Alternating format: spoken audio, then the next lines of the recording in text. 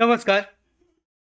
संजय गांधी निराधार अनुदान योजना या योजनेअंतर्गत पेन्शनचा लाभ घेणारे जे निराधार बांधव आहेत, म्हणजे कोणते तर विधवा महिला, ज्येष्ठ नागरिक, आजारी व्यक्ती, श्रावण बाळ निवृत्ती वेतन योजनेचे लाभार्थी.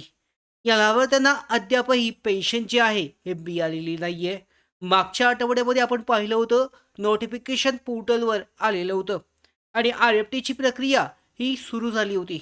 आता आर एफ टीची प्रक्रिया सुरू आहे, तर पेन्शन कधीपर्यंत येऊ शकते, हा आठवडा कितपत महत्त्वाचा आहे, कधीपर्यंत लाभार्थ्यांच्या बँक खात्यामध्ये पेन्शन जमा होईल, या संदर्भातली महत्त्वाची अपडेट आजच्या व्हिडिओमध्ये आपण थोडक्यामध्ये जाणून घेणार आहोत.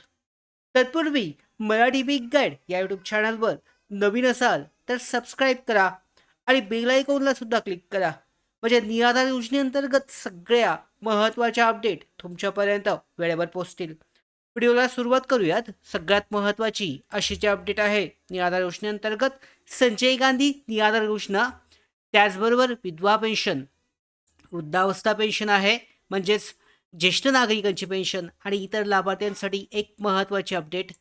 जुलै महिन्यापासून अनेक लाभार्थ्यांची पेन्शन ही अद्याप खात्यामध्ये जमा झालेली नाही आहे.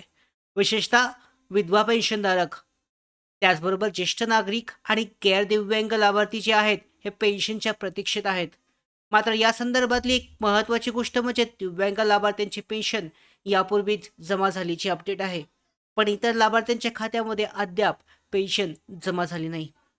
आता प्रश्न असा आहे की पेन्शन मंजूर होऊनही अधिक पैसे अजून खात्यामध्ये का आलेले नाही आहेत. तर मिळालेल्या माहितीनुसार डीबीटी म्हणजेच डायरेक्ट बेनिफिट ट्रान्सफरची प्रक्रिया ही सध्या सक्रिय आहे आणि निधीसुद्धा उपलब्ध आहे. मात्र 15 ऑगस्ट आणि त्यानंतरच्या सुट्ट्यांमुळे प्रत्यक्ष बँक ट्रान्सफरच्या प्रक्रियेला उशीर झाला होता. त्यामुळे लाभार्थ्यांनी घाबरून जायची काही आवश्यकता नाही आहे. सोमवारपासून म्हणजे आजपासून हे पेन्शन ट्रान्सफरची प्रक्रिया सुरू होणार आहे आणि त्यानंतर पुढच्या 2 ते 3 दिवसामध्ये सगळ्या लाभार्थ्यांचे पेन्शन याच आठवड्यामध्ये जमा होईल. लाभार्थ्यांच्या बँक खात्यामध्ये रक्कम ही जमा होऊ शकते. पण सगळ्यात महत्त्वाची एक गोष्ट लक्षात ठेवायची आहे, ही निश्चित तारीख नाही आहे तरी सुद्धा याच आठवड्यामध्ये पेन्शन येण्याची शक्यता ही सगळ्यात जास्त असणार आहे. तर त्या संदर्भात आपण पूर्णपणे डिटेलमध्ये माहिती जी आहे हे जाणून घेतोय.